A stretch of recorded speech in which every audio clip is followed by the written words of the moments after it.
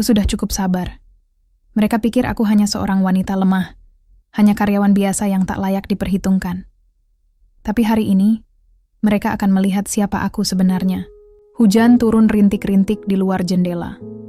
Udara malam terasa dingin menusuk kulit, terlebih saat Laras melangkah keluar dari gedung kantor yang lampunya sudah mulai dipadamkan.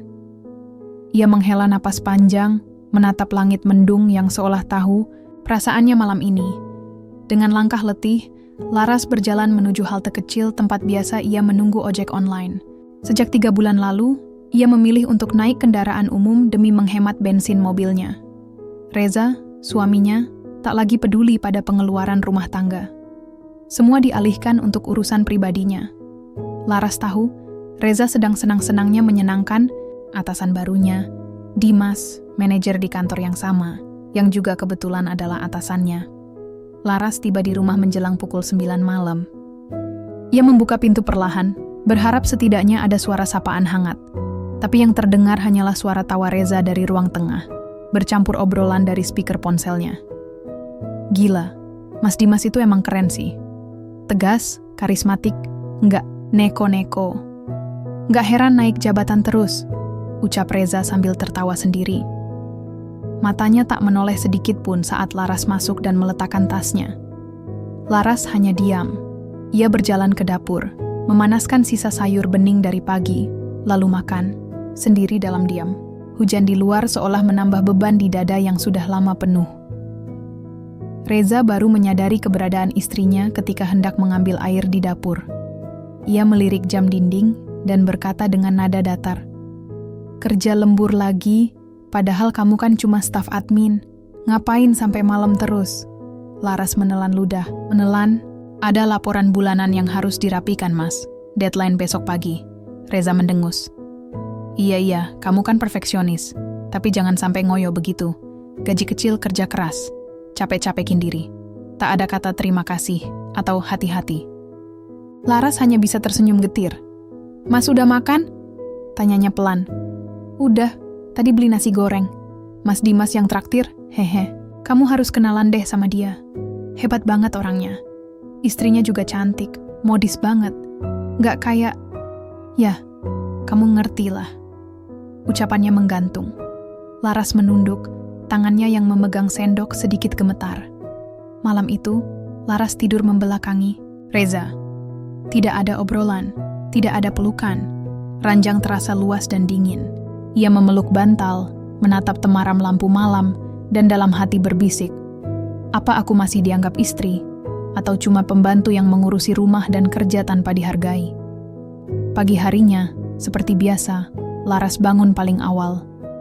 Ia menyiapkan sarapan, menyetrika baju kerja Reza, lalu menyiapkan dirinya sendiri. Tak ada yang berubah. Semuanya terlihat baik-baik saja di luar. Namun hati Laras mulai menumpuk luka demi luka. Reza pergi tanpa pamit. Ia bahkan lupa membawa bekal yang telah disiapkan Laras. Wanita itu hanya bisa menghela napas, menyandarkan punggung ke kursi makan, dan menatap dapur yang sepi. Sesampainya di kantor, hal yang lebih menyakitkan kembali terjadi. Di lobi kantor, Laras berpapasan dengan Dimas. Manajer muda itu mengenakan jas mahal dan kacamata hitam meski ruangan dalam gedung terang benderang. Saat matanya menangkap sosok Laras, ia berhenti sejenak. "Hei, kamu, Laras ya?" ujarnya dengan suara yang cukup keras. Beberapa karyawan yang lewat menoleh. "Iya, Pak," jawab Laras sopan. "Kamu staf bagian admin, kan? Bisa tolong fotokopi ini 2 rangkap terus kirim ke ruang meeting. Tapi cepet ya. Jangan lemot kayak minggu lalu," katanya sembari menyodorkan map dokumen. "Iya, Pak." Dimas menatapnya dari atas ke bawah. "Kamu nggak bosan pakai baju itu terus? Serius, kamu harus perbaiki penampilan. Masa staf perusahaan besar tapi kayak asisten rumah tangga?" Tawa kecil terdengar dari 2 staf HR yang kebetulan melintas. Laras merasa pipinya panas. Tapi ia hanya menunduk, menahan semua kata yang ingin ia muntahkan. Ia berjalan cepat menuju ruang fotokopi. Tangannya gemetar, bukan karena marah, tapi karena harga dirinya diinjak-injak. Lagi, kalau bukan karena mimpi besarku, Aku pasti sudah menyerah, bisiknya pelan. Pulang kerja sore itu, Laras mampir ke sebuah kafe kecil. Di sana ia bertemu seseorang, satu-satunya orang yang tahu siapa dirinya sebenarnya. Saham perusahaan kita naik 3% lagi, Bu Laras. Dengan kepemilikan 40%, Anda bisa mengatur apapun, kata wanita paruh baya di depannya, seorang penasihat keuangan pribadi. Laras tersenyum lemah, tapi mereka belum tahu siapa aku. Biarkan dulu seperti ini. Kenapa tidak muncul saja sebagai pemilik, Bu? Anda punya hak penuh. Laras menatap keluar jendela. Mobil-mobil berlalu, lampu kota mulai menyala.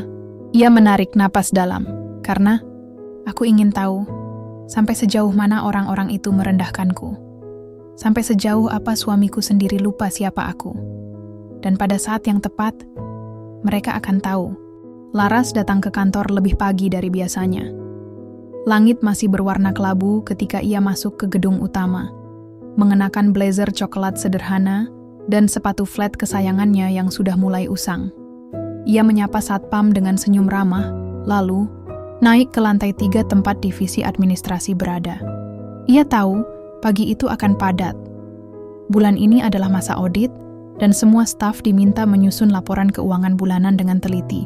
Laras termasuk staf yang dipercaya menangani laporan utama, namun perannya tetap dianggap remeh oleh sebagian besar atasan, terutama Dimas. Baru beberapa menit ia duduk, suara sepatu berdecit terdengar cepat di lorong. Laras, panggilan keras. Itu membuat semua kepala menoleh. Dimas berdiri di ambang pintu ruangan administrasi, matanya tajam menatap Laras seolah ia baru saja melakukan kesalahan fatal. Saya sudah minta laporan pengeluaran cabang Surabaya minggu lalu. Di mana laporannya? Kamu mau bikin perusahaan ini malu di hadapan komisaris? Laras bangkit perlahan, gugup. Maaf, Pak. Data dari bagian operasional baru masuk tadi malam. Saya baru sempat mulai rekapnya pagi ini. Dimas berjalan masuk dengan langkah besar. Alasan, staf seperti kamu ini yang bikin performa tim saya jelek. Kalau kamu kerja di perusahaan saya dulu, udah saya pecat sejak minggu lalu. Laras menunduk. Beberapa karyawan di sekeliling menatapnya dengan kasihan, tapi tak ada yang berani bicara. Semua tahu Dimas terkenal temperamental dan tak segan memarahi bawahan di depan umum. Dimas melangkah mendekat, lalu melempar tumpukan kertas ke meja Laras. 1 jam. Kalau sampai jam 9 belum selesai, anggap kamu cuti sebulan tanpa gaji. Paham? Paham, Pak, jawab Laras lirih. Suasana kantor menjadi hening. Setelah Dimas pergi, Laras kembali duduk dan mulai mengetik dengan cepat. Jantungnya masih berdebar, tapi air matanya tak jatuh. Ia sudah terbiasa diperlakukan seperti itu, tapi bukan berarti tak sakit. Menjelang makan siang, Laras membawa dokumen ke ruang meeting seperti yang diperintahkan. Ia mengetuk pintu, lalu masuk dengan hati-hati. Di dalam, Dimas sedang duduk bersama 2 eksekutif muda dan 1 perempuan yang tampak seperti sekretaris pribadi. Oh, ini si tukang fotokopi andalan kita, ucap Dimas sambil tertawa kecil. Laras membeku. Ia meletakkan dokumen dengan hati-hati di atas meja. Ini dokumennya, Pak. Sudah saya lengkapi data dari cabang Surabaya. Dimas mengambil dokumen itu tanpa melihat Laras. Ya sudah, kamu boleh pergi. Tapi saat Laras hendak keluar, ia mendengar kalimat itu dilontarkan dengan nada mengejek. Sungguh perusahaan kita murah hati, ya. Bahkan orang dengan kemampuan terbatas saja bisa kerja di sini. Tawa kecil terdengar dari ruangan. Langkah Laras terhenti, tapi ia tidak berbalik. Ia memilih keluar dalam diam, walau matanya mulai memanas. Hatinya perih bukan karena ejekan itu semata, tapi karena orang-orang ini tidak tahu siapa dirinya sebenarnya, dan betapa mereka telah menyepelekan seorang wanita yang diam-diam menggenggam kekuatan besar. Sore harinya, Laras berada di pantry, sendirian. Ia meminum teh panas sambil duduk di kursi tinggi dekat jendela. Di luar, langit mulai mendung lagi. Salah satu staf wanita masuk dan berdiri ragu. Mbak Laras, katanya perlahan. Aku mau bilang, aku lihat tadi pagi waktu Pak Dimas marah. Maaf aku nggak bisa bantu. Laras tersenyum tipis. Nggak apa-apa. Aku juga nggak kaget lagi. Tapi beneran, Mbak. Semua orang di kantor tahu kamu rajin dan teliti. Cuma ya, Pak Dimas memang suka pilih-pilih orang. Yang dia suka dijilat, yang dia nggak suka dijatuhin. Laras menatap cangkir tehnya. Aku ngerti, aku juga cuma mau kerja yang tenang. Kalau boleh tahu, lanjut gadis itu, kenapa Mbak Laras betah di sini? Maksudku, gaji staf admin kayak kita kan nggak seberapa, tapi Mbak tetap rajin masuk, lembur, dan nggak pernah. Ngeluh, Laras tersenyum. Karena aku sedang belajar. Belajar melihat siapa yang bisa menghargai, dan siapa yang hanya bisa merendahkan. Malam itu, Laras kembali pulang tanpa dijemput. Reza tidak menelepon, bahkan tidak bertanya kenapa Laras pulang terlambat. Di meja makan hanya ada sisa makanan pagi tadi. Laras tidak marah, ia hanya merasa hampa. Di kamarnya, ia membuka laci kecil tempat menyimpan dokumen penting. Ia mengeluarkan map biru dengan tulisan confidential. Di dalamnya tertera akta kepemilikan saham PT Mitra Kencana Tbk sebesar 40% atas nama Laraswati Adiningrum. Ia menatapnya lama, lalu tersenyum tipis, pelan-pelan. Aku belum waktunya muncul, tapi satu hari nanti, mereka semua akan tahu siapa aku sebenarnya. Hari itu langit cerah, matahari bersinar lembut di atas gedung pencakar langit milik PT Mitra Kencana Tbk. Di dalam kantor pusat yang megah, suasana sibuk seperti biasa. Para karyawan berlalu lalang membawa dokumen, secangkir kopi, dan ekspresi lelah. Namun di lantai 25, lantai yang tidak bisa diakses dengan kartu karyawan biasa, sebuah ruangan besar dengan kaca-kaca tebal tampak tertutup rapat. Sebuah rapat khusus tengah berlangsung. Bukan rapat divisi, bukan juga pertemuan manajerial. Ini adalah pertemuan tahunan Internal Board of Shareholders. Dan di tengah ruangan itu, duduk seorang wanita yang selama ini hanya dikenal sebagai staf administrasi rendahan. Laras duduk dengan tenang, mengenakan setelan hitam elegan yang sangat berbeda dari penampilannya di lantai bawah. Rambutnya ditata rapi, wajahnya tanpa riasan mencolok, tapi auranya tidak bisa disangkal. Ia terlihat seperti pemimpin sesungguhnya. Selamat pagi, Ibu Laraswati, sapa Pak Haryo, salah satu komisaris, senior yang juga menjabat sebagai penasihat perusahaan. Laporan saham terbaru telah kami rangkum. Kepemilikan Anda tetap yang terbesar. Para pemegang saham minoritas sudah menyetujui keputusan investasi yang Anda ajukan bulan lalu. Laras mengangguk pelan. Terima kasih Pak Haryo, saya ingin mengajukan 1 poin tambahan dalam rapat ini. Semua mata tertuju padanya. Saya ingin menyampaikan bahwa dalam waktu dekat, saya akan mulai melakukan evaluasi terhadap sistem manajerial kantor pusat, khususnya divisi operasional dan sumber daya manusia. Sudah terlalu lama kita membiarkan wajah luar perusahaan dikotori oleh orang-orang yang hanya peduli pada kekuasaan, bukan kualitas. Pak Ardi, Direktur Investasi, tampak tersenyum. Apakah ini ada hubungannya dengan manajer baru, Pak Dimas? Itu? Laras tidak langsung menjawab. Ia menautkan jari-jarinya, lalu berkata tenang, "Saya sedang mengamati." Sore harinya, Laras turun kembali ke lantai 3. Ia telah berganti pakaian, kembali menjadi Laras si staf biasa. Ia berjalan seperti biasa, menyapa beberapa karyawan dengan sopan, lalu duduk di kubikelnya yang sempit. Namun dari kejauhan, ia melihat Reza, suaminya, sedang bercanda dengan Dimas di dekat ruang pantry. Mereka tertawa keras, seperti tak pernah punya beban hidup. Laras tahu Reza sudah terlalu dalam menjilat bosnya itu. Bahkan akhir-akhir ini, Reza semakin jauh, pulang semakin larut, dan selalu memakai parfum yang bukan dari rumah. Tak lama kemudian, Dimas menghampiri Laras. Tanpa permisi, ia menaruh sebuah map tebal di mejanya. "Kamu yang kerjain data ini ya? Tapi jangan kayak kemarin. Aku nggak mau dapat malu lagi kalau datanya kacau." Laras menatap map itu. "Baik, Pak. Ini untuk laporan bulanan." Dimas melirik ke arah Reza yang berdiri di ujung ruangan, lalu tersenyum miring. "Iya.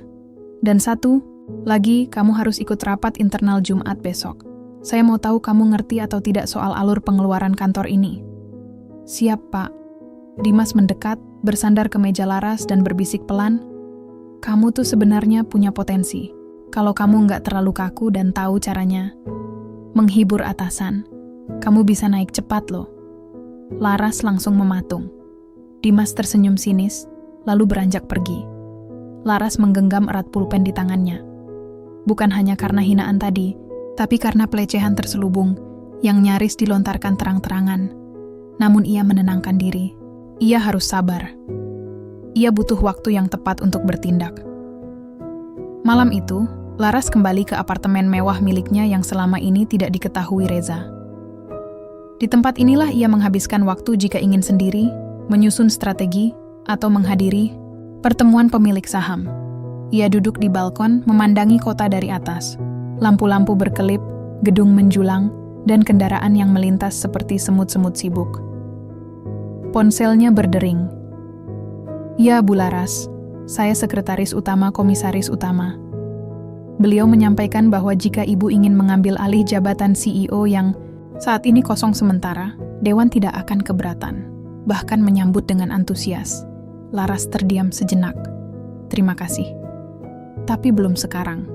Saya ingin tahu seberapa dalam luka yang mereka buat sebelum saya mulai mengobatinya dengan keputusan. Setelah menutup telepon, Laras membuka laptop dan membaca ulang catatan tentang divisi SDM dan laporan evaluasi manajer Dimas. Ia mengetik sesuatu di file bernama Strategi Penonaktifan Manajer Operasional. Judul besar di atas dokumen itu berbunyi, jatuhkan dengan elegan, biarkan mereka terpeleset sendiri. Hari Jumat tiba. Rapat internal yang dijanjikan dimulai. Semua staf duduk melingkar, dan Dimas tampak memimpin dengan gaya sok penting seperti biasa. Ayo, siapa yang bisa jelaskan kenapa anggaran konsumsi bisa melonjak 40% bulan lalu? Tanya Dimas keras. Laras, kamu yang pegang data kan? Laras membuka dokumennya. Bukan karena konsumsi rapat, Pak, tapi karena biaya entertain klien yang masuk dari pengajuan Pak Dimas sendiri, termasuk 3 kali transaksi di Hotel Bintang 5 dan lounge malam. Suasana langsung senyap. Beberapa staf menatap heran. Reza bahkan tampak menelan ludah. Dimas terdiam, lalu tersenyum kaku. Itu urusan penting. Klien besar. Lagi pula itu atas persetujuan manajerial. Laras melanjutkan. Tapi tidak tercatat ada perjanjian kerja sama setelah pertemuan itu. Artinya pengeluaran tak berdampak langsung pada pendapatan. Saya sudah ajukan ini ke bagian audit juga. Detik itu juga, wajah Dimas memerah. Ia tidak menyangka Laras berani bicara terbuka seperti itu. Tapi yang tak ia tahu, ini baru permulaan. Seminggu. Setelah rapat internal yang mengguncang, suasana di kantor mulai berubah. Banyak karyawan yang tak bisa menahan rasa ingin tahunya tentang apa yang terjadi antara Laras dan Dimas. Desas-desus berkembang cepat, dari bisikan di ruang kopi hingga percakapan sambil mengerjakan tugas. Semua orang penasaran, mengapa Laras tiba-tiba berani melawan bosnya dengan bukti yang tak terbantahkan. Namun, di balik itu semua, Laras tetap tenang. Dia tahu persis apa yang dia lakukan. Langkah pertama menuju pembalasan yang sudah lama ia rencanakan. Dimas, yang dulu dianggap tak tersentuh, kini mulai merasakan ketegangan dalam posisinya. Hari itu, Laras kembali ke kantor dengan tujuan yang sudah ditetapkan. Ia sudah mempersiapkan segala sesuatunya dengan cermat. Laporan keuangan yang telah ia perbaiki, temuan yang ia kumpulkan tentang pengeluaran yang tidak tercatat, dan bukti-bukti yang akan menunjukkan betapa buruknya pengelolaan yang dilakukan oleh Dimas. Pagi hari, ia memutuskan untuk mengunjungi ruang rapat direksi. Saat ia tiba, hanya ada beberapa orang di sana, termasuk Pak Haryo, yang masih duduk dengan wajah serius. Selamat pagi, Bu Laras, sapa Pak Haryo, dengan nada yang lebih formal daripada biasanya. Ada yang bisa saya bantu? Laras tersenyum, tipis, namun tidak ada kehangatan dalam senyumnya. Pak Haryo, saya ingin mengajukan beberapa usulan terkait pengelolaan keuangan yang kurang transparan, khususnya yang berhubungan dengan divisi operasional. Pak Haryo mengangkat alisnya. Oh, Ada hal serius yang perlu dibicarakan? Laras mengangguk. Saya rasa sudah waktunya kita melihat lebih dekat bagaimana Dimas mengelola anggaran dan proyek-proyek besar. Beberapa transaksi yang saya temukan tidak jelas, dan saya yakin ini bisa berdampak buruk bagi perusahaan jika tidak segera diselesaikan. Pak Haryo menatap Laras sejenak, lalu berkata, "Baik, saya akan mengatur waktu untuk pertemuan lebih lanjut dengan komisaris. Terima kasih sudah memberitahukan saya." Laras tidak langsung meninggalkan ruang rapat. Sebaliknya, ia duduk di salah satu kursi dan mulai membuka laptopnya. Ia membuka file yang sudah dipersiapkan untuk komite audit perusahaan, memeriksa lagi data yang sudah dia susun tentang kesalahan-kesalahan Dimas. Ia tahu ini adalah langkah besar, tetapi dia sudah siap menghadapi apapun yang datang. Setelah beberapa saat, Pak Haryo kembali dengan kabar bahwa rapat dengan komisaris akan dilaksanakan besok siang. Laras merasa tenang, namun ia tahu Dimas pasti tidak akan tinggal diam. Dia perlu bersiap menghadapi perlawanan. Pagi berikutnya, rapat itu akhirnya digelar. Laras duduk di sudut meja yang biasanya diduduki oleh Dimas, sementara Dimas sendiri tampak masuk terburu-buru dengan wajah yang tidak biasa. Ia jelas tidak senang dengan rapat yang akan membahas masalah keuangan yang selama ini ia sembunyikan. "Selamat pagi semua," ujar Dimas. Suaranya dipaksakan ceria. "Mari kita segera mulai." Namun ketika Laras membuka dokumen dan mulai menjelaskan temuan-temuan yang ia miliki, suasana di ruang rapat menjadi tegang. Dengan tenang, ia menjelaskan bagaimana anggaran yang tidak jelas, asal-usulnya dapat merugikan perusahaan dan menunjukkan bukti transaksi yang tidak tercatat. Setiap kata yang keluar dari bibirnya terasa tajam, seperti pedang yang siap membelah setiap kebohongan yang telah dibangun oleh Dimas. Dimas yang semula terlihat percaya diri mulai berubah gelisah. Ia mencuri pandang ke Pak Haryo dan komisaris yang duduk di seberang meja. Namun, mereka tetap diam, hanya mengamati dengan serius. Laras melanjutkan, "Saya juga sudah melakukan pengecekan lebih lanjut mengenai proyek-proyek besar yang dikelola oleh divisi operasional. Beberapa proyek tersebut belum menunjukkan hasil yang signifikan, dan ada pengeluaran yang sangat mencurigakan. Saya rasa sudah saatnya kita melakukan audit menyeluruh, bukan hanya pada divisi saya, tapi juga pada divisi operasional yang dikelola oleh Pak Dimas." Dimas menggeram pelan, namun ia tidak bisa membantah. Semua bukti yang ditunjukkan Laras tidak bisa disangkal. Ia merasakan kursinya mulai goyah. Jika rapat ini terus berlanjut seperti ini, posisinya bisa terancam. Ia tidak bisa kalah apapun yang terjadi. "Ini tidak adil." Tiba-tiba Dimas berteriak, "Semua yang saya lakukan untuk perusahaan ini adalah demi kemajuan. Kenapa kamu harus mengungkit semua ini, Laras?" Laras tidak terpengaruh. Dengan tenang, ia menjawab, "Saya hanya melakukan pekerjaan saya, Pak Dimas. Saya di sini untuk memastikan perusahaan ini berjalan dengan benar. Tidak ada ruang untuk ketidaktransparan di sini." Pak Haryo akhirnya membuka suara, "Saya rasa kita perlu melakukan audit mendalam terkait laporan keuangan yang baru disampaikan oleh Ibu Laras. Kita akan melibatkan pihak ketiga untuk melakukan pengecekan lebih lanjut." Rapat itu berakhir dengan ketegangan yang tidak bisa disembunyikan. Dimas, yang tadinya merasa tak terkalahkan, kini terpojok dengan bukti-bukti yang menunjukkan kekurangannya sebagai manajer. Laras merasa langkahnya mulai membuahkan hasil. Ini baru permulaan.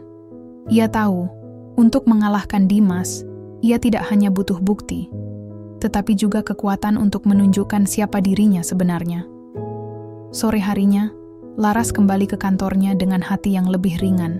Ia tahu bahwa langkah besar baru saja dimulai. Keputusan untuk melawan Dimas bukanlah hal yang mudah, namun ia tidak pernah merasa seberani ini sebelumnya. Di luar kantornya, malam mulai turun. Lampu-lampu kota berkelip dengan indahnya, namun bagi Laras, ini bukan sekedar pemandangan. Ini adalah simbol dari perubahan besar yang akan datang, dan ia adalah wanita yang akan mengendalikan perubahan itu. Ketika ia membuka pintu rumahnya, Reza tidak ada di sana. Laras merasa kosong, tetapi ia tahu satu hal. Ia tidak akan membiarkan siapapun, bahkan suaminya, menghalangi jalannya kali ini. Tidak ada lagi yang bisa menghalangi ambisinya untuk sukses dan untuk membalas perlakuan buruk yang telah ia terima selama ini. Hari-hari setelah rapat yang mengungkapkan banyak kelemahan, Dimas terasa semakin menegangkan. Perusahaan sedang dalam keadaan terombang-ambing, dan meskipun Dimas berusaha keras untuk menutupi kesalahannya, suasana hati semua orang di kantor mulai berubah. Beberapa karyawan yang sebelumnya memandangnya dengan rasa takut, kini mulai merasa lebih berani untuk berbicara terbuka, mengetahui bahwa posisinya tidak lagi sekuat dulu. Namun, yang paling terpengaruh dari semua ini adalah Dimas sendiri. Setiap kali Laras berjalan melewati ruangannya, ia merasakan tatapan tajam dan penuh kebencian yang dilontarkan Dimas. Laras tidak peduli.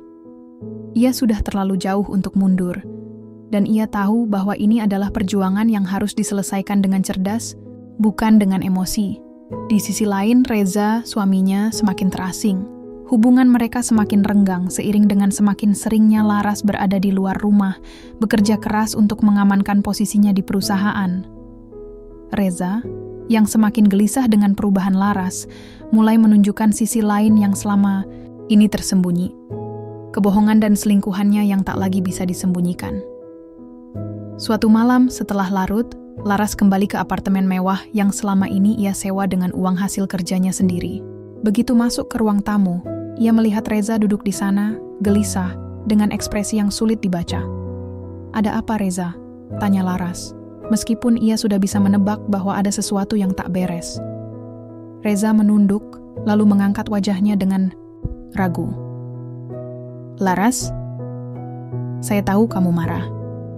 Saya nggak bermaksud seperti ini, tapi saya sudah melakukan hal yang sangat salah. Selama ini, saya selingkuh dengan Maya, salah satu rekan kerja di perusahaan. Saya tahu saya salah, tapi tolong, beri saya kesempatan." Laras terdiam beberapa saat. Hatinya bergejolak, namun wajahnya tetap datar, tidak menunjukkan reaksi apapun. "Jadi selama ini kamu sudah tahu kalau aku bekerja keras untuk kita berdua, dan malah selingkuh? Kamu tahu bahwa aku berusaha menyelamatkan rumah tangga kita, Reza?" "Laras, saya minta maaf. Saya benar-benar menyesal," jawab Reza, hampir menangis. Aku butuh kamu di sini, tapi aku juga jatuh ke dalam hubungan yang salah." Laras mendekat, duduk di kursi di depan Reza. "Kamu tahu, saya sudah memberi semuanya dalam hubungan ini, Reza. Semua yang saya miliki, energi, waktu, bahkan mimpi saya sendiri, saya letakkan di sini. Tapi ternyata itu tidak cukup untuk membuatmu bahagia." Reza terdiam, matanya basah. Namun Laras tidak menunjukkan tanda-tanda kelembutan. "Saya tidak tahu lagi apakah kita bisa melanjutkan ini, Reza. Kamu telah membuat pilihanmu." Dengan itu, Laras berdiri dan berjalan ke kamar. Pintu kamar ditutup dengan pelan, meninggalkan Reza sendirian dengan kebohongannya yang kini terbuka lebar. Keesokan harinya, Laras kembali ke kantor dengan semangat yang baru. Ia tahu bahwa saatnya untuk menggoyang posisi Dimas semakin dekat. Pak Haryo dan komisaris utama sudah mulai menunjukkan ketertarikan mereka untuk melakukan perubahan besar di perusahaan, dan Laras tahu persis langkah apa yang harus diambil. Hari itu, ia memanggil Dimas ke ruang rapat. Dimas tampak sedikit gugup, namun berusaha untuk tetap menunjukkan kepercayaan diri yang semu. "Ada apa, Laras?" tanya Dimas, sambil duduk di kursi yang biasanya hanya untuk dirinya sendiri. "Apalagi yang ingin kamu bahas soal anggaran?" Laras tersenyum tipis. "Bukan soal anggaran, Pak Dimas. Saya hanya ingin memberitahu bahwa saya sudah melakukan pemeriksaan lanjutan terkait beberapa proyek yang Anda jalankan. Saya rasa Anda tidak ingin perusahaan ini tahu tentang beberapa masalah yang saya temukan." "Bukan." Dimas menatapnya tajam. "Apa maksudmu?" "Proyek A dan B yang Anda tangani selama 3 bulan terakhir, ternyata anggarannya jauh lebih besar dari yang diajukan. Dan saya rasa, dengan beberapa bukti yang saya temukan, saya bisa membuatnya terlihat seolah-olah Anda melakukan penggelapan dana untuk keuntungan pribadi." Dimas mulai terlihat gelisah, tetapi ia berusaha menyembunyikan ketakutannya. Itu hanya spekulasi, Laras. Tidak ada bukti yang dapat membuktikan hal tersebut. Oh, saya rasa Anda salah, jawab Laras dengan suara yang lembut namun penuh ancaman. Saya sudah memiliki cukup bukti untuk membawa ini ke hadapan komisaris. Dan saya tahu Anda tidak ingin itu terjadi, bukan? Dimas menggigit bibirnya, tampak cemas. Kamu pikir kamu bisa mengalahkan saya dengan bukti-bukti itu? Laras berdiri dan berjalan mendekat ke meja Dimas. Tidak, Pak Dimas. Saya tidak ingin mengalahkan Anda. Saya hanya ingin memastikan bahwa perusahaan ini dipimpin oleh orang yang jujur, bukan oleh seseorang yang menggunakan kekuasaan untuk meraih keuntungan pribadi. Dimas merasakan ketakutan yang mendalam. Ia tidak tahu bagaimana Laras bisa begitu tenang, begitu penuh kontrol. Namun, ia tahu bahwa ini bukan saat yang tepat untuk bertarung lebih lanjut. Hari-hari berikutnya menjadi semakin tegang di kantor. Dimas yang dulu penuh percaya diri kini mulai menunjukkan ketidakstabilan. Ia mulai melaksanakan langkah-langkah defensif, mencoba untuk meredakan situasi dengan memberikan janji-janji kosong kepada Dewan Direksi dan Komisaris Utama. Namun, Laras tidak berniat untuk berhenti. Dengan setiap langkahnya, ia semakin mendekati tujuan utamanya. Menjatuhkan Dimas dan mengungkapkan semua kebohongan yang selama ini ia sembunyikan. Sore itu, Laras menerima telepon dari Pak Haryo. Bu Laras, kami sudah sepakat untuk melaksanakan audit menyeluruh pada proyek yang disebutkan dalam laporan Anda. Kami juga akan mengadakan rapat tambahan minggu depan. Ini mungkin bisa menjadi langkah yang menentukan bagi karier Anda di perusahaan. Laras tersenyum dalam hati. Terima kasih Pak Haryo, saya akan menunggu kabar selanjutnya. Setelah beberapa minggu ketegangan di kantor, Laras merasa waktunya semakin dekat. Audit yang telah dijanjikan oleh komisaris mulai dilaksanakan, dan setiap detik yang berlalu semakin mendekatkan pada titik balik yang telah lama ia impikan. Di sisi lain, Dimas semakin terpojok, berusaha menutupi kesalahannya dengan cara-cara yang semakin terang-terangan. Namun Laras tahu, ini bukanlah pertarungan yang ia lakukan hanya untuk dirinya sendiri. Hari itu, di ruang rapat yang sepi, Laras menunggu dengan sabar. Pintu terbuka, dan Pak Haryo serta beberapa anggota Dewan Direksi lainnya masuk, tampak serius dan penuh perhatian. Mereka duduk mengelilingi meja besar, dan Laras bisa merasakan ketegangan yang menguar di udara. Baiklah, Ibu Laras, kata Pak Haryo, membuka rapat dengan nada formal. Kami sudah melihat bukti-bukti yang Anda sampaikan. Ini adalah waktu yang menentukan. Apakah kita akan terus mempercayakan Dimas untuk memimpin perusahaan ini, ataukah ada keputusan yang harus diambil? Laras menatap mereka satu persatu, matanya tajam. Bukti-bukti yang saya temukan sudah cukup untuk membuka mata kita semua. Ini bukan hanya soal uang, ini soal integritas dan masa depan perusahaan. Sebelum rapat berlanjut, Dimas tiba-tiba masuk dengan ekspresi tegang. Ada apa ini, Pak Haryo? Suaranya terdengar gelisah, namun ia berusaha menunjukkan kepercayaan diri yang semu. Dimas, kami perlu membahas masalah yang sangat penting, jawab Pak Haryo, menatap Dimas dengan tajam. Terkait dengan laporan yang disampaikan oleh Ibu Laras, kami akan melakukan audit menyeluruh pada beberapa proyek besar yang Anda kelola. Dimas memucat dan matanya terbuka lebar. Audit? Ini? Tidak perlu, Pak. Semua laporan saya sudah jelas. Saya yakin ada kesalahpahaman di sini.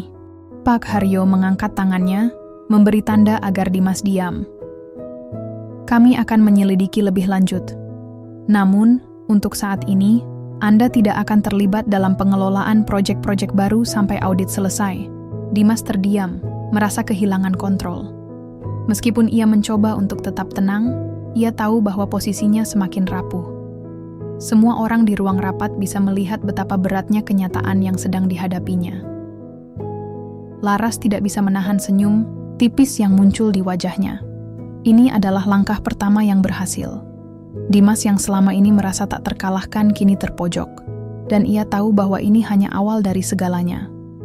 Namun di balik kemenangan kecil itu, Laras mulai merasakan kekosongan yang tidak bisa ia pungkiri. Hubungannya dengan Reza semakin renggang, dan meskipun ia berusaha menutupi luka itu dengan kerja kerasnya, ia tidak bisa mengabaikan perasaan yang terus mengganggunya. Setiap malam, ia pulang ke rumah yang sepi, mendapati Reza yang semakin tidak peduli, semakin jauh. Satu malam setelah rapat yang penuh ketegangan, Laras kembali ke rumah dengan hati yang lelah. Ketika ia masuk ke apartemen, ia mendapati Reza sedang duduk di sofa, matanya kosong, seolah tak tahu harus berkata apa. "Reza," kata Laras, suaranya lebih lemah dari biasanya. "Aku lelah." Reza menunduk, tidak berani menatapnya. "Aku tahu. Maafkan aku, Laras. Aku tahu aku sudah menghancurkan semuanya. Aku tidak tahu bagaimana cara memperbaikinya." Laras duduk di sebelahnya, menarik napas dalam-dalam. "Aku juga lelah, Reza. Aku sudah berusaha. Tapi sepertinya aku tidak bisa lagi bertahan seperti ini. Aku ingin sesuatu yang lebih dari sekedar hidup seperti ini. Aku ingin merasakan kebahagiaan lagi." Reza menghela napas, matanya penuh penyesalan. "Aku tidak tahu apa yang harus aku katakan. Aku mencintaimu, Laras. Aku benar-benar mencintaimu. Tapi aku sadar aku sudah membuat kesalahan besar." Laras terdiam, menatap keluar jendela, melihat lampu-lampu kota yang berkelip di kejauhan. Ia tahu bahwa kebahagiaan yang ia dambakan tidak akan datang dengan mudah.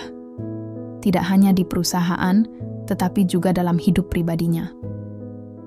Aku rasa kita butuh waktu untuk berpikir, Reza," jawab Laras pelan. "Aku tidak bisa terus-menerus hidup dalam kebohongan dan ketidakpastian. Aku ingin berubah, ingin menemukan kebahagiaan yang lebih sejati." Reza menunduk, tampak hancur. "Aku mengerti. Jika itu yang kamu inginkan, aku akan memberi ruang untukmu. Aku akan berusaha memperbaiki semuanya, tapi aku tahu aku telah merusak segalanya."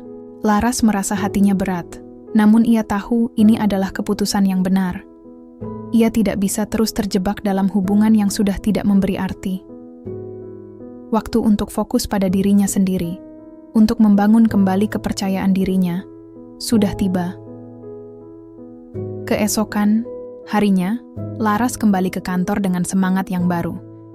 Ia tahu bahwa langkah-langkah yang ia ambil untuk menggulingkan Dimas belum selesai. Saatnya untuk melangkah lebih jauh.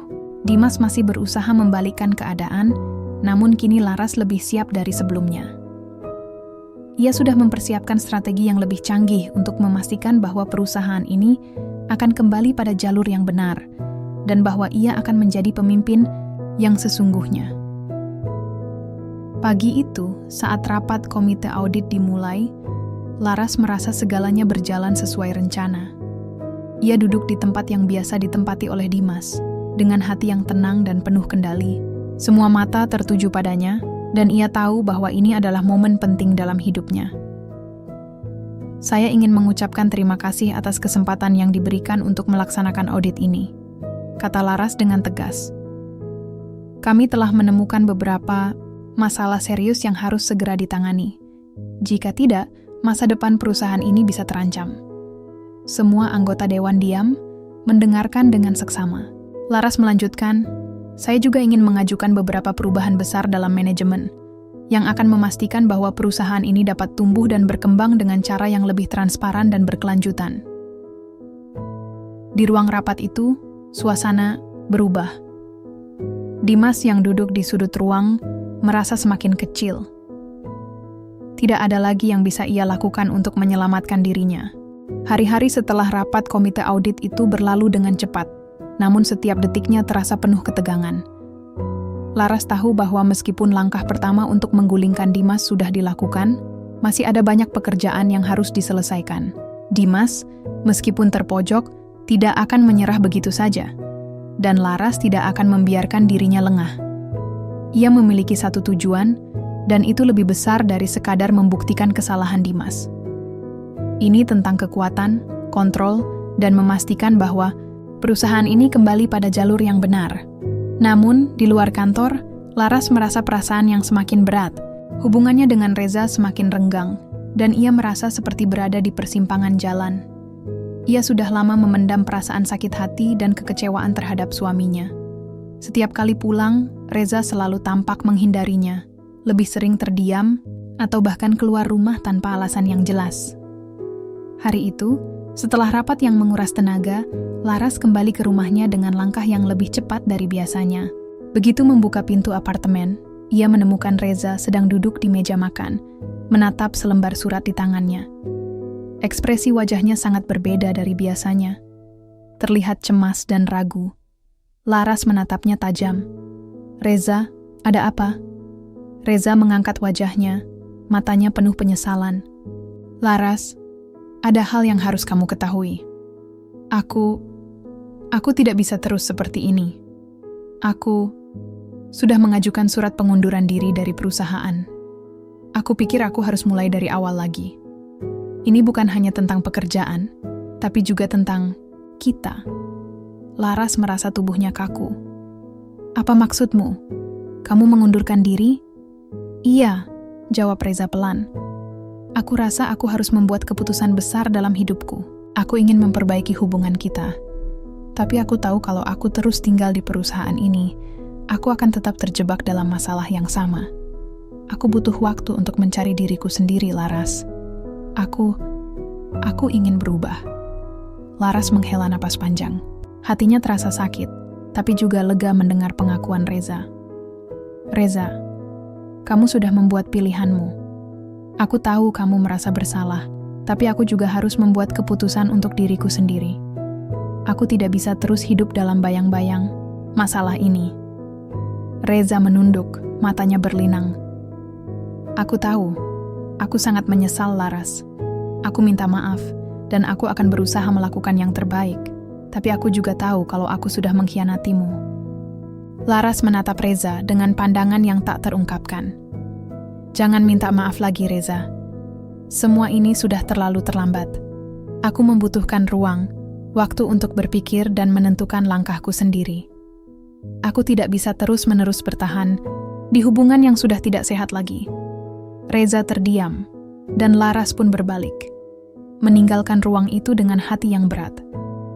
Meskipun ia merasa bahwa ini adalah keputusan yang tepat, tetap saja ada rasa sakit yang dalam yang ia bawa. Hubungannya dengan Reza, yang dulu begitu penuh dengan harapan, kini terancam hancur. Di kantor, Laras tetap fokus pada misinya. Dimas masih berusaha mempertahankan kekuasaannya dengan berbagai cara. Meskipun audit yang dilakukan menunjukkan banyak penyimpangan, Dimas menggunakan pengaruhnya di dalam perusahaan untuk mencoba menutupi semuanya. Namun Laras tidak akan membiarkan itu terjadi. Suatu pagi, Laras duduk di ruang rapat, memeriksa dokumen-dokumen penting yang menunjukkan bukti-bukti lebih lanjut tentang kecurangan yang dilakukan oleh Dimas. Ia merasa semakin yakin bahwa kini saatnya untuk membuka semua kartu yang ia pegang. Laras menghubungi Pak Haryo. "Pak Haryo, saya rasa kita sudah cukup memiliki bukti untuk mengambil langkah tegas terhadap Dimas. Kami perlu rapat darurat untuk membahas ini. Semua data sudah siap untuk dipresentasikan." Pak Haryo menyetujui rencana tersebut, dan rapat darurat diadakan pada sore hari. Semua anggota Dewan Direksi hadir, dan suasana rapat kali ini terasa lebih serius dari sebelumnya. Laras duduk dengan tenang, menatap Dimas yang kini terlihat lebih gugup dari sebelumnya. "Ada apa, Pak Dimas? Apa yang bisa Anda jelaskan tentang bukti yang kami temukan?" tanya Pak Haryo dengan nada serius. Dimas mencoba tersenyum, namun senyumnya tampak dipaksakan. "Saya yakin ada kesalahpahaman di sini, Pak.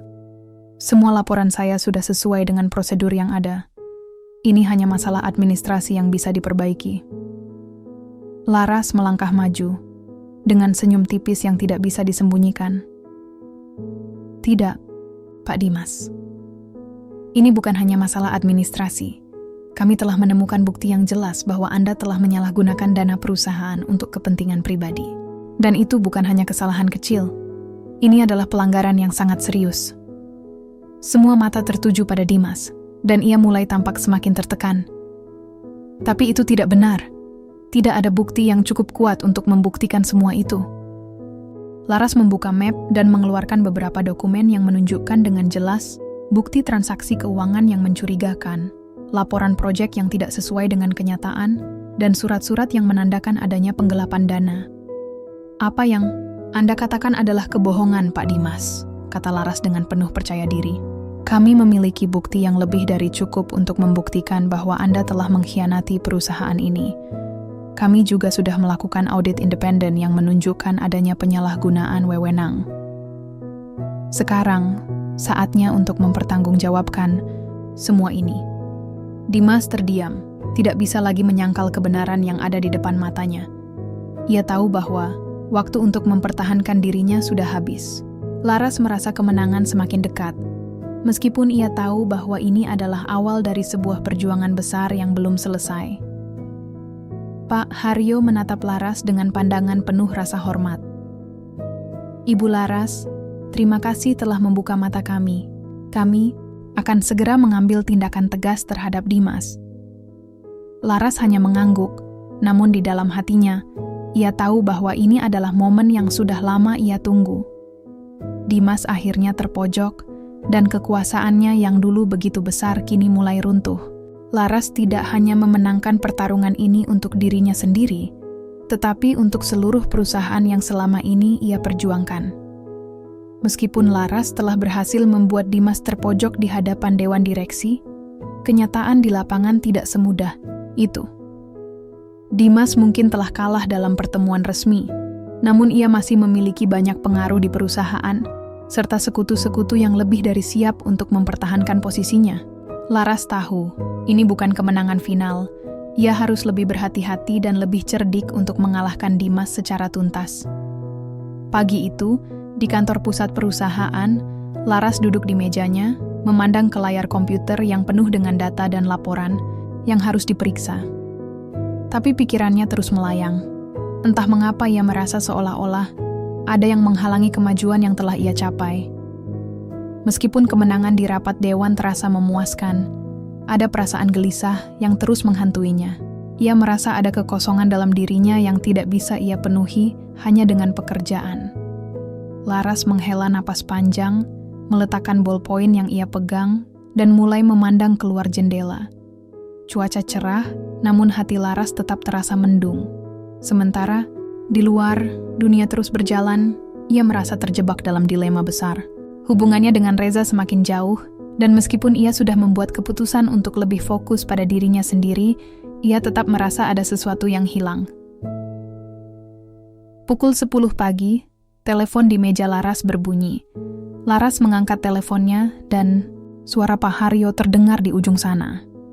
Ibu Laras, kami perlu berbicara tentang langkah berikutnya. Dimas belum menyerah. Dia masih mencoba menggalang dukungan dari beberapa anggota dewan yang lebih loyal kepadanya. Laras mengerutkan dahi. Saya tahu Pak Haryo, tapi saya sudah memiliki rencana. Kita tidak bisa membiarkan dia terus-menerus bermain dengan kekuasaan yang ia miliki. Kali ini, kita harus lebih cerdik. Pak Haryo terdengar serius. Apa yang Anda pikirkan, Ibu Laras? Laras menghela napas. Matanya menatap layar komputer yang penuh dengan dokumen yang belum selesai diperiksa. Saya rasa sudah saatnya kita membuka seluruh data tentang kerugian yang Dimas sebabkan selama masa jabatannya. Kita akan membuat laporan terbuka untuk publik, Pak Haryo. Kita akan menunjukkan kepada semua orang siapa dia sebenarnya. Pak, Haryo terdiam sejenak sebelum akhirnya menjawab. Langkah ini cukup berisiko, Ibu. Namun, jika kita benar-benar ingin menumbangkan Dimas, ini mungkin satu-satunya cara. Laras menutup mata sejenak, mencoba menenangkan diri. Saya tahu risikonya, Pak. Tapi ini adalah keputusan yang harus diambil. Kita harus memastikan bahwa perusahaan ini kembali pada jalurnya. Hari-hari berikutnya penuh dengan persiapan. Laras dan timnya bekerja tanpa henti untuk mengumpulkan bukti-bukti yang lebih kuat. Mereka mulai mengungkap lebih banyak transaksi yang mencurigakan, serta pola-pola manipulasi yang dilakukan oleh Dimas.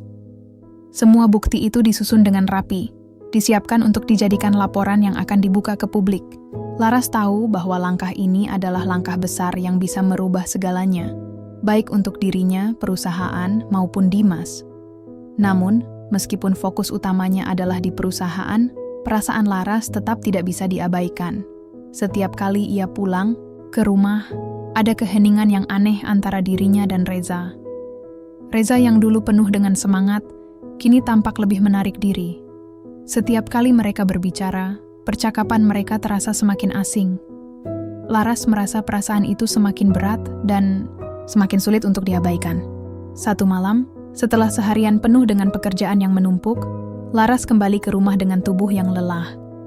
Ia membuka pintu dan mendapati Reza sedang duduk di ruang tamu. Matanya tampak kosong dan suasana di rumah terasa begitu sunyi. Laras mendekat, meletakkan tas kerja di meja dan menghela napas. "Reza," suaranya pelan. "Kita perlu bicara." Reza menatap Laras dengan pandangan yang penuh kesedihan. "Aku tahu, Laras. Aku tahu semuanya sudah tidak bisa diperbaiki lagi." Laras duduk di sampingnya, mencoba untuk menenangkan dirinya. "Aku merasa kita semakin jauh, Reza. Setiap hari aku mencoba untuk memperbaiki keadaan, tapi aku merasa seperti berjuang sendirian." Reza menunduk. Tangannya gemetar. "Aku minta maaf, Laras. Aku benar-benar ingin memperbaiki semuanya. Tapi aku merasa aku sudah terlalu banyak merusak segalanya. Aku tidak tahu bagaimana cara memulai lagi." Laras menghela napas panjang, menatap keluar jendela. "Kita sudah terlalu lama saling menyakiti. Aku tidak tahu apakah aku masih bisa bertahan dalam hubungan ini, Reza. Aku tidak tahu lagi siapa kita sekarang." Reza menatapnya dengan penuh penyesalan. "Aku tahu, Laras. Aku sangat menyesal. Tapi aku juga tahu kalau aku tidak bisa memaksa kamu untuk tetap bersama-sama dengan aku." Laras terdiam. Matanya mulai berkaca-kaca. Ia merasa hatinya hancur.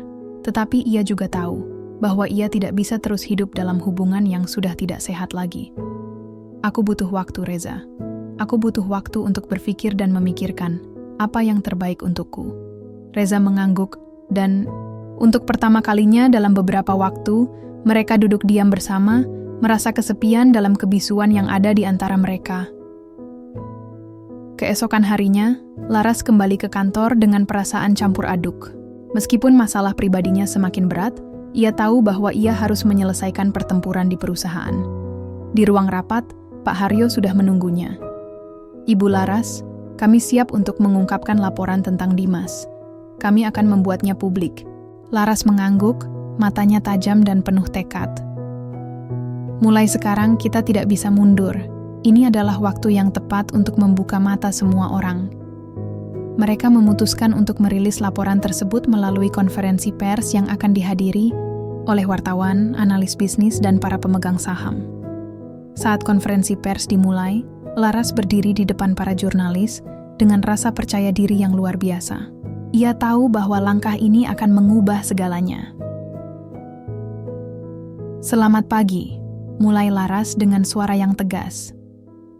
"Hari ini kami akan mengungkapkan laporan audit yang telah kami lakukan terhadap manajemen sebelumnya. Kami telah menemukan banyak penyimpangan yang dilakukan oleh mantan manajer, Dimas.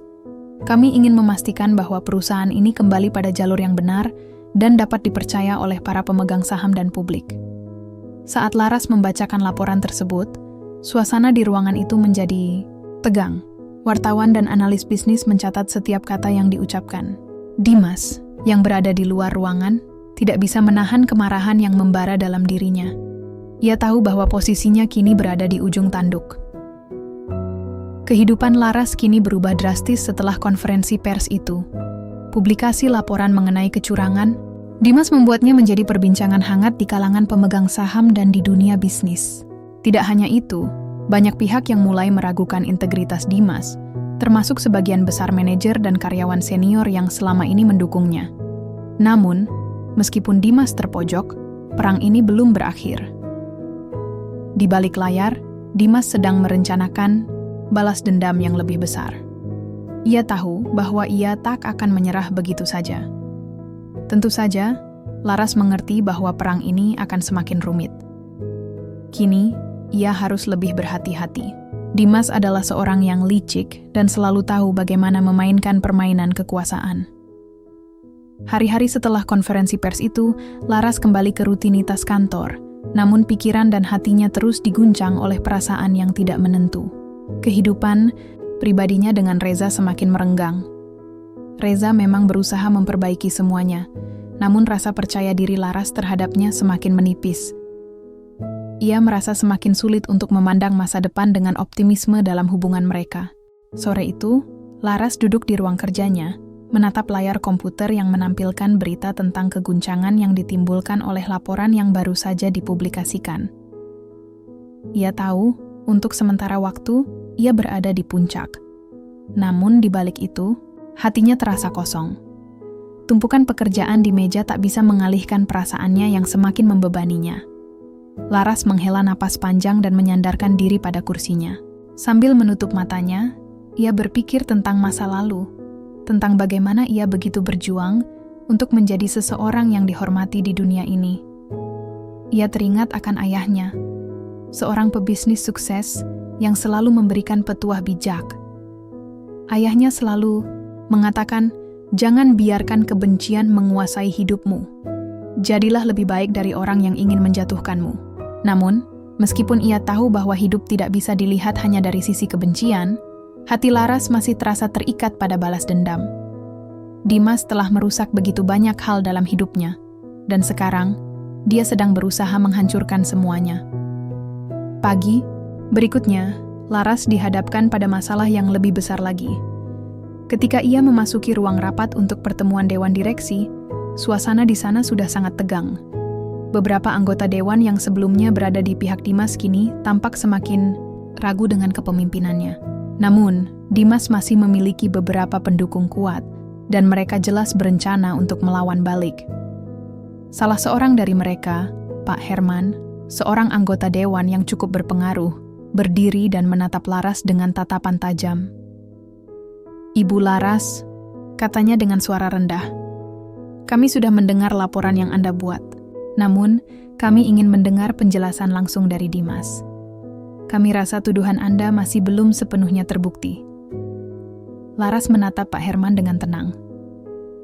"Pak Herman, saya menghargai pandangan Anda. Namun, laporan yang kami buat sudah melalui audit yang sangat mendalam dan mencakup semua bukti yang ada. Tidak ada lagi yang perlu dibuktikan. Jika Anda ingin mendukung Dimas, itu hak Anda. Tapi saya hanya ingin mengingatkan Anda bahwa ini bukan hanya soal perusahaan. Ini juga soal integritas kita sebagai manusia." Pertemuan tersebut semakin panas. Dimas, yang duduk di ujung meja, menatap Laras dengan senyum penuh kebencian. Ia tahu bahwa ia sedang dalam posisi terjepit. Namun, ia juga tahu bahwa ia tidak akan menyerah begitu saja. "Laras, jangan kira kamu sudah menang. Kamu mungkin berhasil menjatuhkan saya untuk sementara waktu. Tapi ingatlah, saya masih memiliki banyak cara untuk membuat hidupmu lebih sulit." Laras menatapnya tanpa rasa takut. "Saya sudah terbiasa dengan tantangan Dimas. Dan saya tidak akan berhenti sampai perusahaan ini kembali ke jalurnya yang benar."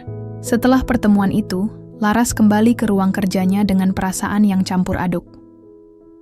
Di satu sisi, ia merasa lega karena banyak dewan direksi yang mulai meragukan Dimas. Namun, di sisi lain, ia tahu bahwa tantangan yang lebih besar masih menunggunya. Dimas mungkin sedang merencanakan langkah-langkah baru untuk membalas dendam. Laras memutuskan untuk berbicara dengan Pak Haryo, yang selama ini setia mendukungnya. Mereka berdua sering bertemu untuk mendiskusikan langkah-langkah strategis yang harus diambil. Kali ini, Laras merasa perlu mendiskusikan langkah berikutnya dengan lebih hati-hati. "Ibu Laras," kata Pak Haryo saat mereka bertemu di ruang konferensi kecil, "kami sudah memeriksa lebih dalam mengenai Dimas. Ternyata, dia memiliki banyak aset tersembunyi yang belum pernah kami ketahui sebelumnya. Ini bisa menjadi ancaman besar jika kita tidak berhati-hati." Laras terkejut mendengar kabar itu. "Aset tersembunyi? Apa maksudnya?" Pak Haryo mengangguk. "Dimas menyembunyikan beberapa investasi dan properti yang dimiliki dengan nama orang lain. Kami bisa saja menyingkap semuanya, tapi jika kita melakukannya, kita perlu bersiap menghadapi risiko besar." Laras berpikir sejenak. Risiko itu sudah tidak bisa dihindari. Kita harus bertindak cepat. Namun, di saat yang sama, Laras merasa beban emosionalnya semakin berat. Hubungannya dengan Reza makin merenggang, dan ia merasa semakin sulit untuk menghadapinya. Satu malam, setelah kembali dari kantor, Laras mendapati Reza sedang duduk di ruang tamu dengan wajah yang murung. Laras, kata Reza, suara terdengar penuh penyesalan. Aku tahu aku sudah banyak membuat kesalahan. Aku ingin memperbaiki semuanya, tapi aku tahu kalau aku tidak bisa mengubah masa lalu. Laras memandangnya dengan hati yang berat. Reza, aku tidak tahu lagi. Kita sudah terlalu jauh, dan aku merasa kita tak lagi memiliki arah yang sama. Aku mencintaimu, tapi aku juga mencintai diriku sendiri. Aku harus memilih diriku sekarang. Reza terdiam, air mata mulai mengalir di pipinya. Laras menatapnya dengan hati yang hancur, tetapi ia tahu bahwa ini adalah keputusan yang harus diambil. Di luar, dunia terus berputar. Laras berdiri di persimpangan jalan, merasa bingung dan tertekan. Ia harus mengalahkan Dimas, tetapi harga yang harus dibayar mungkin lebih tinggi dari yang ia bayangkan. Ia merasa seolah-olah hidupnya semakin tidak pasti, namun tekad untuk melawan Dimas tetap membara. Apakah Laras akan mampu menghadapi tantangan ini? Akankah ia berhasil mempertahankan keseimbangannya di tengah tekanan yang semakin besar? Hari itu, Laras merasa perasaan yang lebih berat menyelimuti dirinya daripada biasanya. Setiap kali ia memasuki kantor, perasaan cemas selalu mengikutinya. Dimas meskipun semakin terpojok, tak menunjukkan tanda-tanda menyerah. Sebaliknya, ia semakin licik dan licin, membuat Laras harus lebih berhati-hati. Pagi itu, Laras berjalan menuju ruang rapat dengan langkah yang penuh keyakinan. Meskipun hatinya tak sepenuhnya tenang. Di luar ruang rapat, beberapa anggota dewan sudah berkumpul, menyuarakan pendapat mereka tentang situasi yang semakin rumit. Dimas berada di sudut ruangan, berbicara dengan beberapa orang yang nampaknya lebih banyak mendukungnya dibandingkan Laras. Dimas tahu betul bagaimana memainkan opini publik, dan itu adalah salah satu senjata terkuatnya. Setelah beberapa perdebatan, tiba giliran Laras untuk berbicara. Dia mengangkat suara dengan penuh ketegasan. Kita tidak bisa berlama-lama di dalam ketidakpastian ini. Kita harus bertindak sekarang. Dimas telah merusak integritas perusahaan, dan saya tidak akan membiarkan itu terus berlanjut. Jika kita terus membiarkannya, perusahaan ini akan hancur perlahan. Beberapa anggota dewan tampak gelisah mendengar kata-kata Laras. Mereka sudah mulai sadar bahwa Laras mungkin benar. Namun, ada beberapa yang merasa bahwa jika Dimas terus berkuasa, keuntungan jangka pendek yang mereka dapatkan akan lebih besar. Salah satu dari mereka, Pak Herman, kembali mengangkat suaranya. Ibu Laras, kita semua tahu bahwa Dimas memiliki pengaruh besar di perusahaan ini. Jika kita terlalu cepat mengambil tindakan, kita bisa kehilangan banyak hal. Laras tidak gentar. Jika kita tidak bertindak sekarang, kita akan kehilangan jauh lebih banyak. Dan saya tidak akan membiarkan itu terjadi. Beberapa jam kemudian, setelah rapat yang penuh ketegangan, Laras keluar dengan perasaan campur aduk. Meskipun ia memenangkan rapat, ia merasa seperti pertempuran ini baru saja dimulai. Dimas bukanlah seseorang yang mudah menyerah. Ia merasa ada yang lebih besar yang sedang dipersiapkan oleh Dimas. Saat Laras melangkah keluar dari gedung, ponselnya berdering. Itu adalah pesan dari Reza, suaminya. Pesan itu singkat namun terasa begitu berat. Laras, aku minta maaf. Aku ingin kamu tahu bahwa aku sangat mencintaimu. Aku tahu aku sudah berbuat banyak kesalahan, tapi aku ingin memperbaikinya. Aku ingin kita mulai dari awal lagi. Laras berhenti sejenak di luar gedung. Suara bising kota yang biasa terdengar, begitu biasa kini terdengar sangat jauh. Ia menatap pesan tersebut dengan hati yang penuh dilema. Bagaimana bisa ia memulai semuanya lagi jika hatinya masih penuh luka? Tiba-tiba, Laras merasa dunia sekitarnya seakan berhenti sejenak. Apa yang ia inginkan sekarang? Apakah ia masih bisa mempercayai Reza? Apakah ia masih bisa berusaha untuk memperbaiki pernikahan mereka setelah semua yang terjadi? Di satu sisi, ia ingin sekali memberi kesempatan kedua. Namun, di sisi lain, ada suara dalam dirinya yang mengatakan bahwa ia tidak bisa lagi hidup dalam bayang-bayang kebohongan dan pengkhianatan. Laras menggenggam ponselnya dengan erat dan menatap pesan itu sekali lagi. Tanpa berkata apa-apa, ia menyimpannya dan melanjutkan langkahnya menuju mobil. Aku harus fokus pada perusahaanku dulu, pikirnya dalam hati. Itu adalah keputusan yang dibuat dengan berat hati. Ia tahu bahwa pertempuran dengan Dimas belum selesai. Malam harinya, Laras duduk di ruang kerjanya di rumah, menatap layar laptop yang menampilkan data perusahaan. Pikirannya kembali mengarah pada Dimas. Ia tahu bahwa Dimas tidak akan tinggal diam. Hanya dalam beberapa hari setelah rapat tadi, Laras mulai mendengar kabar bahwa Dimas sedang mempersiapkan langkah baru untuk merebut kembali kendali atas perusahaan. Saat itulah ponselnya berdering lagi. Kali ini, itu adalah panggilan dari Pak Haryo. "Ibu Laras, kita mendapatkan informasi yang sangat penting," kata Pak Haryo dengan suara penuh kecemasan. Dimas sedang merencanakan untuk menjual saham-saham yang ia pegang di perusahaan. Tujuannya, jelas, ia ingin mendapatkan dukungan dari investor luar untuk menggulingkan kita. Laras terdiam sejenak. Ia merasa dunia di sekitarnya semakin sempit, dan setiap langkah yang ia ambil kini terasa begitu berisiko. "Bagaimana kita bisa mencegahnya?" tanya Laras, dengan suara yang tegas meskipun hatinya sedang penuh kecemasan. Pak Haryo menjelaskan, "Kami sedang mempersiapkan langkah-langkah untuk membeli saham-saham itu. Namun kita harus bergerak cepat sebelum Dimas bisa mengambil langkah lebih jauh.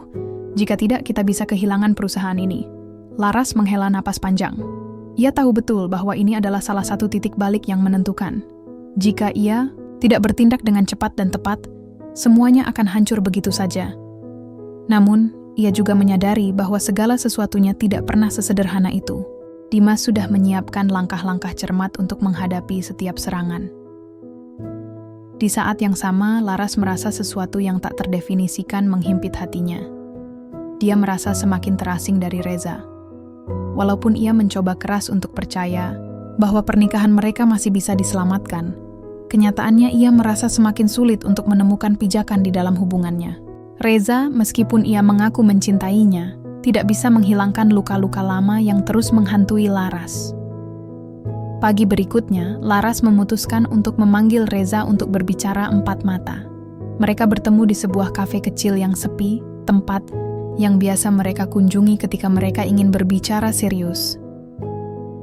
Reza menatap Laras dengan tatapan penuh harapan. "Laras, aku tahu aku sudah salah. Aku tahu aku telah melukai hatimu.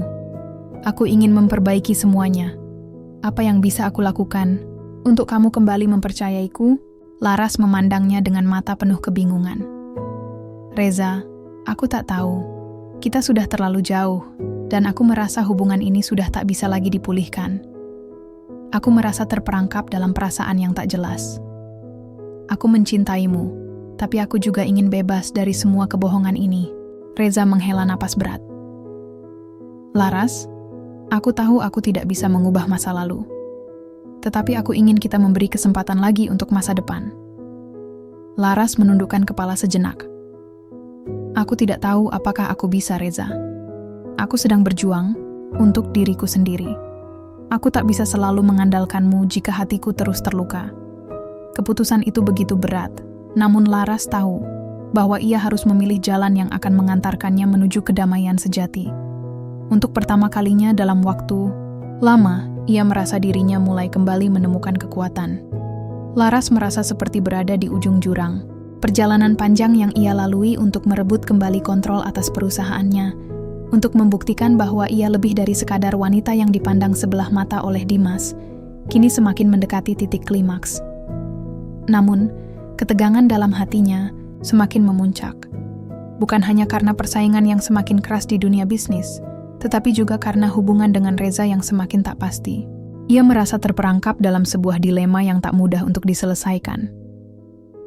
Pagi itu, setelah menerima kabar buruk mengenai langkah Dimas yang semakin agresif, Laras memutuskan untuk bertemu dengan Pak Haryo di kantor pusat. Ia tahu bahwa langkah ini adalah hal yang paling tepat untuk mempertahankan kendali atas perusahaan. Dimas sudah mulai mendekati investor-investor luar untuk menggulingkan mereka. Setiap detik yang berlalu terasa begitu berharga, dan Laras harus segera bergerak untuk menghadapinya. Setibanya di kantor, Laras langsung menemui Pak Haryo di ruang kerjanya. "Pak Haryo, apa kabar terakhir mengenai langkah Dimas?" tanya Laras dengan suara yang lebih tegas daripada biasanya. Pak Haryo mengangkat wajahnya dari laptop dan menatap Laras dengan ekspresi serius. Ibu Laras, kami telah melakukan pengecekan. Lebih lanjut, Dimas mulai mendapatkan dukungan dari beberapa investor besar yang memang sudah lama tertarik pada saham perusahaan ini. Jika kita tidak bergerak cepat, kita bisa kehilangan semuanya. Laras meremas tangannya di meja. Ini bukan hanya sekadar tentang uang dan kekuasaan. Ini adalah tentang harga diri. Ini adalah tentang bagaimana ia, sebagai wanita, harus membuktikan bahwa dirinya tidak kalah dari siapapun, termasuk Dimas yang selama ini meremehkannya. Lalu apa yang harus kita lakukan? Kita tidak bisa membiarkan Dimas menguasai segalanya, katanya dengan nada serius. Pak Haryo menghela napas. Kami sudah mempersiapkan beberapa opsi. Namun, ada satu langkah terakhir yang bisa kita ambil. Dan itu sangat berisiko. Kita bisa menggandeng beberapa pemegang saham independen yang selama ini tidak terlibat dalam masalah internal. Jika kita berhasil meyakinkan mereka, kita bisa meraih suara mayoritas. Tapi itu berarti kita harus bertindak cepat dan juga mempersiapkan segala kemungkinan. Laras mengangguk.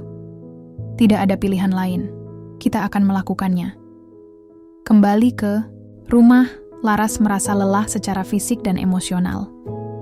Reza sudah beberapa hari mencoba menghubunginya, tetapi Laras merasa semakin sulit untuk berbicara dengan suaminya.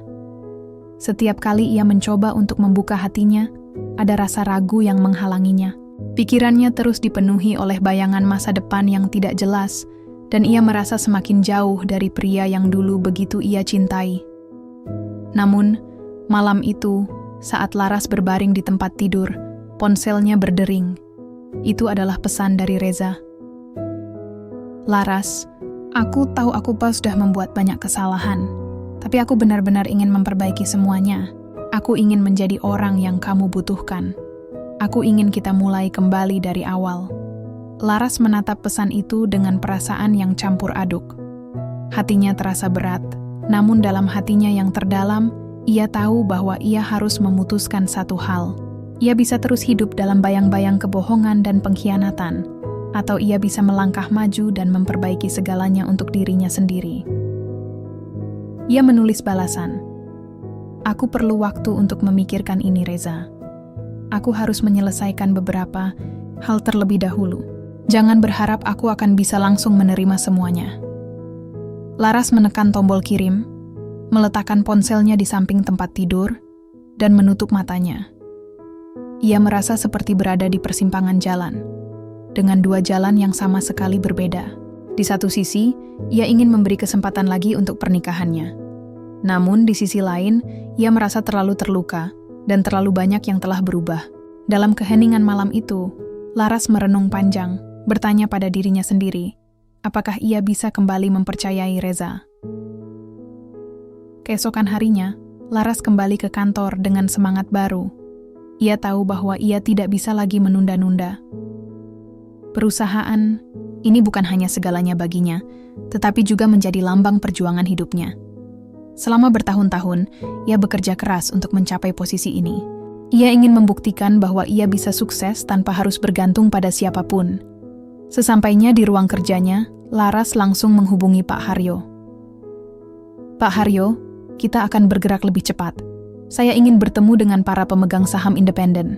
Siapkan semuanya, katanya dengan tegas.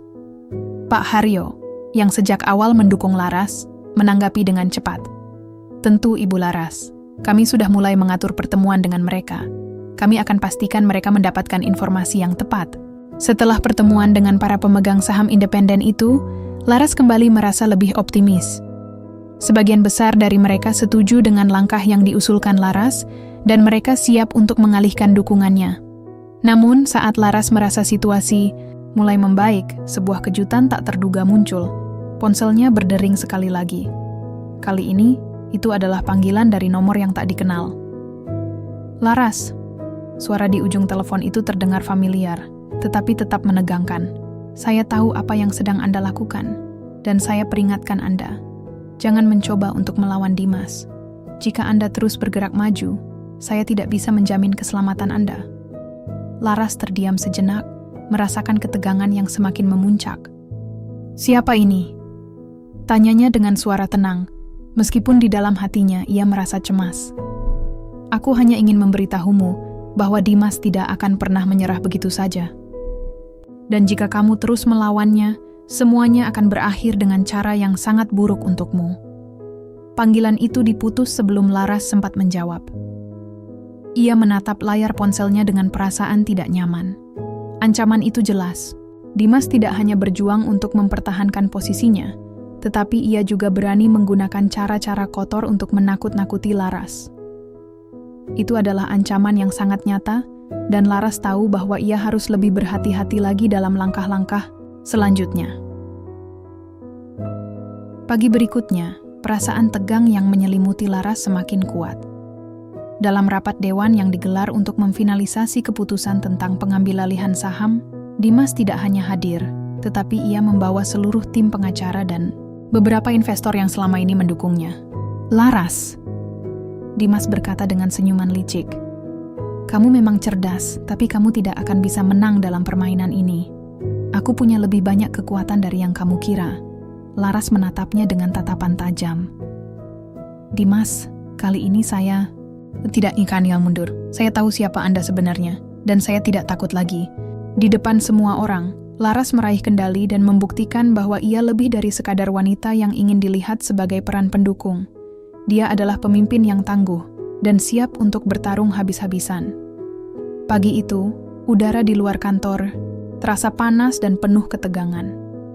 Laras merasakan setiap detik berlalu seolah waktunya semakin mendesak. Di ruang rapat yang besar, kursi-kursi telah terisi oleh para pemegang saham utama, investor, dan pihak-pihak terkait lainnya. Ini adalah momen yang akan menentukan segalanya. Pertempuran terakhir yang akan memutuskan siapa yang akan menguasai perusahaan ini dan siapa yang akan jatuh terpuruk. Laras berdiri di depan meja panjang, memandang ke arah semua orang dengan ekspresi tegas. Ia tahu ini bukan hanya tentang uang, tetapi tentang kebanggaan, tentang membuktikan bahwa wanita sepertinya, yang dulunya dianggap sebelah mata, dapat menaklukkan dunia yang didominasi oleh laki-laki. Semua yang telah ia lakukan selama ini, perjuangan tanpa henti, pengorbanan yang tak terlihat oleh orang lain, akan segera diuji. Reza duduk di belakangnya, mendukung Laras dengan tatapan penuh harap.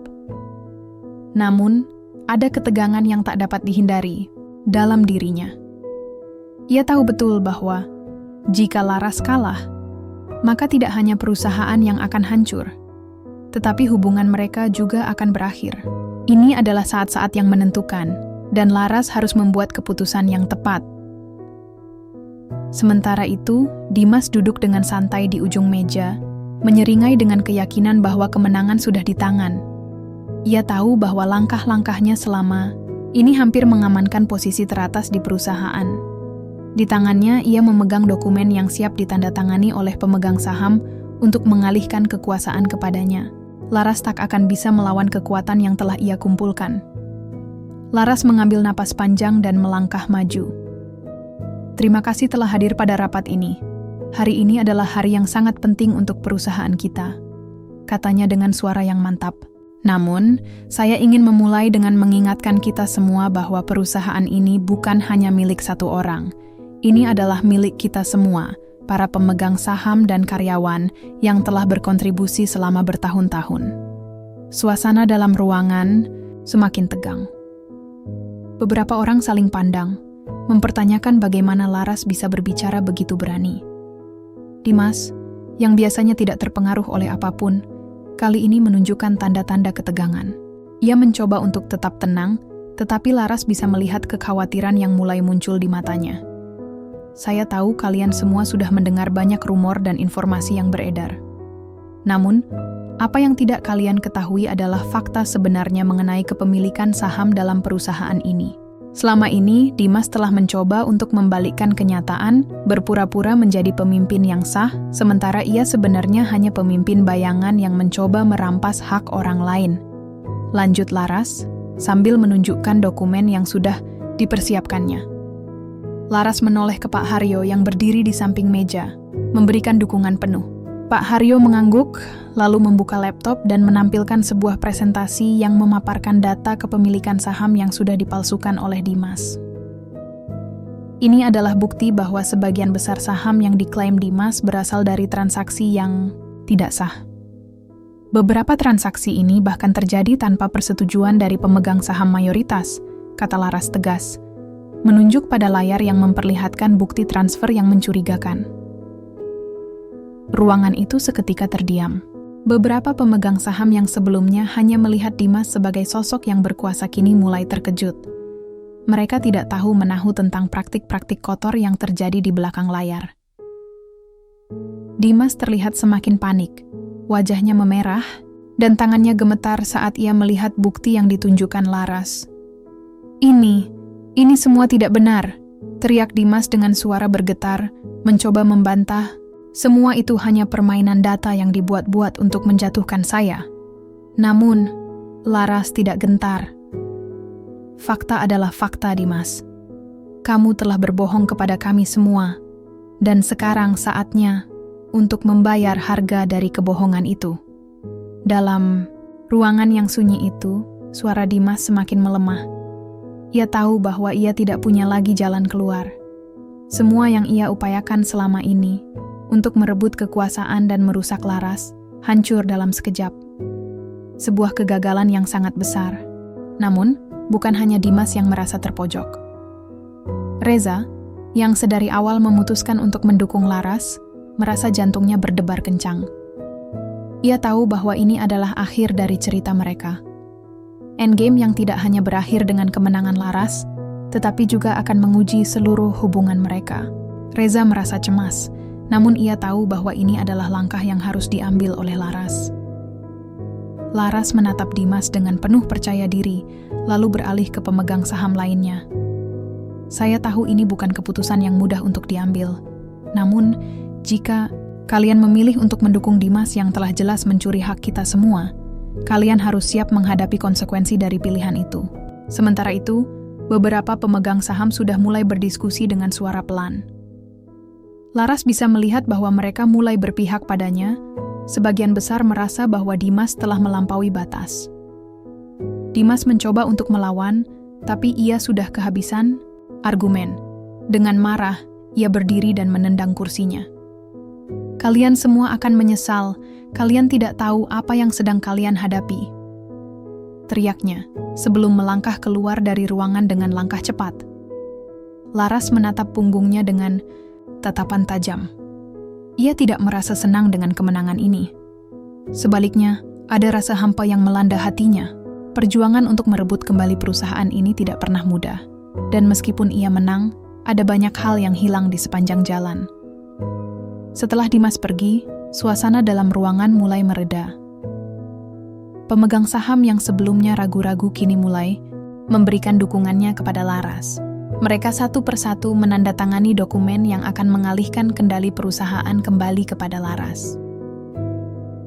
Saya ingin mengucapkan terima kasih atas kepercayaan kalian, kata Laras dengan suara penuh haru, meskipun ia masih merasa terkejut dengan betapa besar harga yang harus ia bayar untuk mencapai titik ini. Namun, meskipun ia telah berhasil mengambil alih kembali perusahaan, Laras tahu bahwa perjuangannya belum selesai. Masih ada banyak hal yang harus diperbaiki, dan perjalanan untuk membangun kembali kepercayaan dan menciptakan hubungan yang sehat dengan orang-orang terdekatnya, terutama dengan Reza, masih akan menjadi tantangan besar. Saat ia kembali ke rumah, malam itu, Laras merasakan sebuah kelegaan yang datang perlahan-lahan. Reza menunggunya di ruang tamu, duduk dengan ekspresi cemas. Begitu melihat Laras masuk, Reza segera berdiri. "Laras," katanya dengan suara lembut, "kamu berhasil. Aku bangga padamu." Laras hanya tersenyum tipis. "Terima kasih, Reza. Tapi kita masih harus berbicara." Keduanya duduk di sofa, dan untuk pertama kalinya dalam beberapa minggu terakhir, Laras merasa bahwa ia bisa bernafas sedikit lebih lega. Namun ia tahu bahwa setelah semua yang telah terjadi, ia harus membuat keputusan besar tentang masa depannya bersama Reza,